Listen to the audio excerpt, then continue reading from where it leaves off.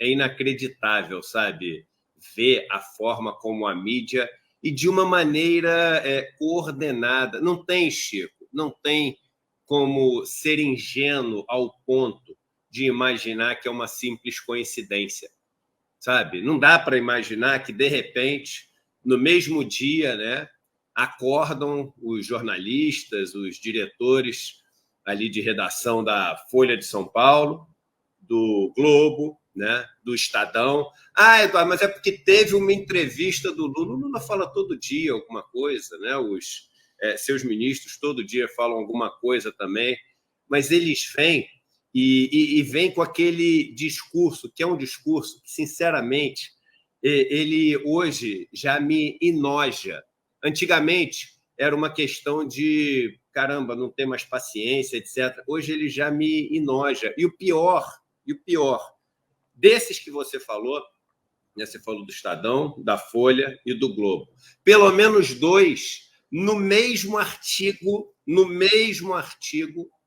fazendo assim críticas super duras ao Lula, esse que acabou de completar 30 dias de mandato, que por acaso, né, durante esse mês, o dólar atinge o menor nível em meses, e logo depois da gente receber uma notícia de que em dezembro, né, os resultados da economia foram péssimos. E a gente ainda consegue ver uma narrativa, essa não saiu no editorial, mas a gente viu essa turminha que é toda a mesma, né, falando o seguinte, que o dólar é mérito do Guedes e que o emprego que veio ruim em dezembro é desmérito, é culpa do Lula. Só para a gente entender a que ponto chega a maluquice. Dezembro era o Bolsonaro, janeiro era Lula, mas de algum jeito tem uma turma ainda querendo colocar o mérito do resultado de janeiro no colo do Guedes e o desmérito do resultado de dezembro no colo do Lula. Mas volto aos artigos. Em dois, pelo menos, desses três que você falou, não só críticas duríssimas ao presidente, que tem 30 dias no poder, mas elogios e passada de pano para o Lehmann. Elogios e passada de pano para o Lehmann. Eu fico imaginando, sinceramente, Chico, que esses jornalistas do Globo, né? O do Globo, acho que foi até o Sadenberg, né? O da Folha de São Paulo, o do Estadão, eu imagino ainda que eles devem ter feito o seguinte, ó, peguei isso aqui das minhas filhas, devem ter pego um papel colorido, né? Devem ter escrito também à mão, posto um perfume, dado um beijo, mandado pelo correio para o Lema. Ainda devem ter feito isso para falar assim, olha só, escrevi de você, porque, sinceramente, é uma bajulação que deveria envergonhar todo mundo. O cara acabou de a empresa dele, né? Ele acabou de ser protagonista como controlador de uma empresa que deu um golpe, fez uma fraude, revelou um rombo de pelo menos 20 bilhões de reais. E o cara ainda me pega e faz um artigo falando, veja bem, vocês só estão vendo o lado ruim. Tem um monte de lado bom. O negócio que o Lehmann fez foi tão duro, mas tão duro, que eu vou te contar uma coisa. Chico, Vivian e William. Há anos e anos, eu não recebo uma mensagem da turma do mercado financeiro. A turma do mercado financeiro, depois que eu saí, enfim, virei um cara com as bandeiras que eu tenho hoje, defendendo as causas que eu defendo hoje, etc. Desde ali da reforma da Previdência, quando eu fui muito contra a reforma que foi proposta, a turma parou de falar comigo. Na última semana, todo mundo voltou a me mandar mensagem falando, Eduardo, poxa, você está mandando muito bem nessa denúncia que você está fazendo do Jorge Paulo Lehmann, porque nem a gente aguenta mais. Então, veja que o Jorge Paulo Lehmann não está sendo nem mais engolido pela Faria Lima. O Jorge Paulo Lehmann não está sendo nem mais engolido pela Faria Lima. Mas ele ainda é engolido, sabe por quem? Para os lambibota de rico. Porque essa turma virou lambibota, bajulador, virou o famoso puxa-saco, que é a linguagem popular, é uma expressão tosca, feia e tudo, mas é a linguagem popular para ficar fácil de entender. São os puxa-saco de rico. E aí você chega e fala assim, mas porque o Lula está mais à esquerda. Mais à esquerda do quê? Do que você gostaria? A gente sabe disso. A gente sabe disso. Porque a mídia toda brasileira é uma mídia que atende ali a vontade, né, dos donos dessas empresas. Quem são os donos dessas empresas, gente? Vamos fazer o seguinte, vamos começar falando das repetidoras. Pega qualquer estado brasileiro e vê quem é a família que tem a repetidora da Globo, da Bandeirantes, do SBT. Agora compara nesses estados com as famílias que são as famílias que elegem os governadores, os prefeitos das capitais desses lugares, as que têm os principais negócios. O negócio bate igual duas peças de quebra-cabeça. Pega quem tem as maiores fazendas do Brasil, maior quantidade de terra. Bate com quem são os donos das principais TVs, das principais rádios, dos principais jornais do Brasil. Bate também. O problema é que essa turma, ela hoje, mais do que nunca, passa por uma crise do modelo de negócio dela. Então, quando você olha os jornais, a Folha, o Estadão, o Globo, né? Quando você vê as TVs, a Band, quando você vê a Rede TV, quando você vê a SBT, quando você vê a própria Globo, essas empresas estão quebradas. Quebradas. Como elas fazem para sobreviver? Né? Ali, a Folha de São Paulo tem a parte rica da família que tem ali dentro um banco, que é a parte dos cartões, que é a parte das transações financeiras, e banco no Brasil cada vez ganha mais dinheiro, mas a parte da mídia está na pior. O Globo, mesma coisa, mandando um monte de gente embora, migrando para a parte que está dando um pouco mais certo, para essa parte nova do streaming, etc., que também está entrando numa crise de modelo de negócio. E os outros quebrados fazendo como para poder sobreviver? Vendendo espaço para a igreja neopentecostal. Essa é a verdade da vida. E o que minimamente segura as pontas ali são esses anunciantes que hoje são donos da forma e do conteúdo, do que você fala e do como você fala. É um fato. A gente pode brincar de que não é um fato, a gente pode esconder que não é um fato, mas é um fato. Então, eles defendem essa política, que é a política defendida por esses coronéis dos estados, que são donos das repetidoras, por esses latifundiários do Brasil, que são donos dessas fazendas, por esses que vêm desde lá de trás. Era a turma que morava na Casa Grande e que quer que tudo continue como segue. Agora, deixa eu te fazer uma pergunta, Chico, Vivian, William. Essa turma, que é a turma que está defendendo que o Brasil não tinha que ser desse jeito, e aí entrevista, né? Aí pega ali e entrevista quem? Entrevista o Maílson da Nóbrega, né? Entrevista o Pastore, entrevista o... Não são essas pessoas que estão sempre... Ou eu tô aqui alucinado? Não são essas mesmas pessoas? A pergunta é o seguinte, onde essas pessoas nos trouxeram em termos de país? Essas pessoas que sempre estiveram no poder, essas pessoas que sempre tiveram a caneta, essas pessoas que sempre elegeram aqueles que são os governadores, os prefeitos, os presidentes, essas pessoas que sempre indicaram os ministros, essas pessoas nos trouxeram a uma sociedade mais justa, mais fraterna, mais solidária, que olha para os pobres, empreendedora, inovadora, ou nos trouxeram para uma sociedade que cada vez é mais arcaica? O Brasil construiu modelos estatais, né, que são referência no mundo inteiro. Eu estava vendo esse fim de semana aquele Neil Grasson, né, que é aquele americano, se não me engano, ele é o responsável ali pelo Museu de História Natural, de Ciência e Tecnologia de Nova York, é aquele que é o rosto, né, dos assuntos cosmológicos, de quando vai falar da NASA, do telescópio Hubble, e ele apresenta programa no Netflix, acho que chama Cosmos o negócio. Então tá uma palestra dele. Aí ele chega e fala assim, eu quero falar de indústria aeroespacial. Vocês sabem qual o país do mundo que mais se destacou em inovações na indústria aeroespacial nas últimas décadas, além dos Estados Unidos? Aí começa o pessoal a chutar ali na plateia.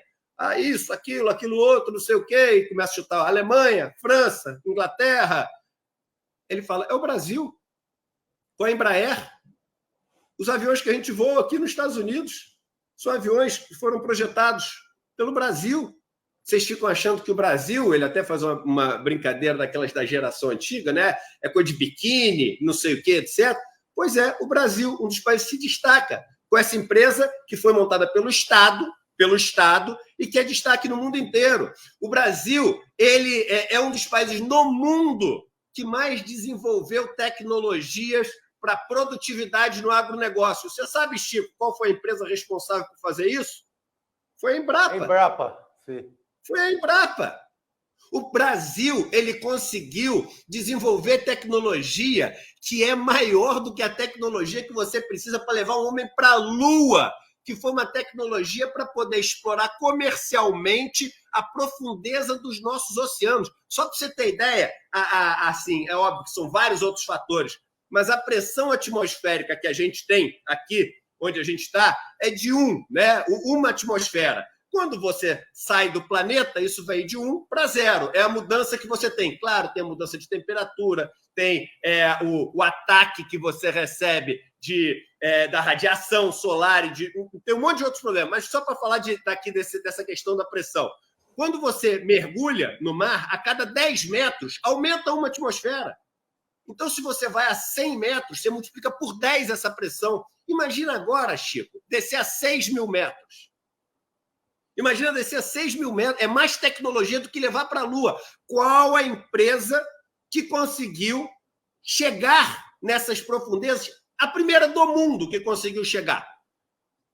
A Petrobras, uma empresa estatal. Mas a gente aprendeu de tanto essa turma ficar repetindo que o Estado é ineficiente, que o Estado é ruim, que o Estado é uma porcaria e que bons são as empresas privadas. E se a gente abrir o mercado para as empresas privadas, a gente vai viver uma maravilha, porque elas vão competir e com isso vão ser obrigadas a inovar e com isso vão fazer com que a gente tenha coisas mais baratas, mais tecnológicas, mais novas. E isso é uma mentira, porque sabe o que acontece? Elas não investem nada, elas compram o que a gente inventou com muita tecnologia, muita eficiência, por metade do preço, e aí depois que elas compram isso, o que elas fazem? Elas vão sugando, explorando, até depois esse negócio não funcionar mais, aí ela pega a sucata daquilo que antes era uma joia, e essa sucata ela entrega de volta para o Estado.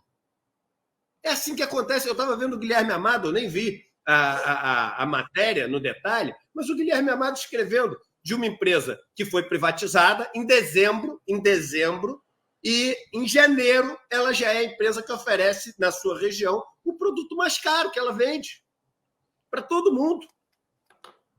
Em dezembro ela foi privatizada e ela tinha um preço que era abaixo da média do resto do país. Em janeiro já é o mais caro de todos.